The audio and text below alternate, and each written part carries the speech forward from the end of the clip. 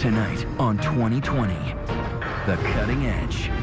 Good evening. Never has the phrase out with the old, in with the new had truer meaning than tonight. And not just new, but radically new. The most cutting-edge procedures that often don't involve any cutting at all. Today, women and men are adding, subtracting, and multiplying like never before. So let's take it away. Everything you want to change about yourself. New York plastic surgeon Dr. Steinbrech is mapping out a plan for a facelift that will make 51-year-old Francine D'Ambrosio look 10 years younger. I'm starting to have a little bit of drooping. I have these two bands here. What we're trying to do with facelifts now is to limit the amount of surgery we're actually doing. The cutting. The cutting. The old-fashioned surgeries go around all the way back, come all the way in the hair. Less cutting means shorter recovery time and fewer scars. So this is going to be an incision that's going to hide behind a little corner of your ear. Then, along with the scalpel, Dr. Steinbrech uses a new skin-tightening device to complete the facelift. Hello!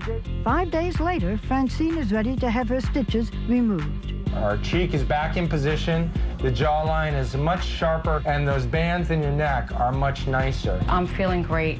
Although Dr. Steinbrech is using the latest surgical techniques, it is now possible to get many of the same results without going under the knife at all. Dermatologist Dr. Doris Day's book called Forget the Facelift reflects her philosophy. I don't believe in aging gracefully. I think you have to fight it every step of the way. Yeah. I just want the global aesthetic to be beautiful. Yeah. When do you need a facelift? And when do you use other things like fillers or lasers? My experience has been that you can get rid of lines and wrinkles, but that doesn't always make someone look younger. They just look smoother. 48-year-old Cherie Bowman has never had any cosmetic procedures. I never actually ever went for even a facial. I think the most steam I got was opening like a McDonald's bag and having the steam come from that. The lines on her face showed the stress of raising a large family. Cherie Bowman and her husband have 4 children and adopted 7 more.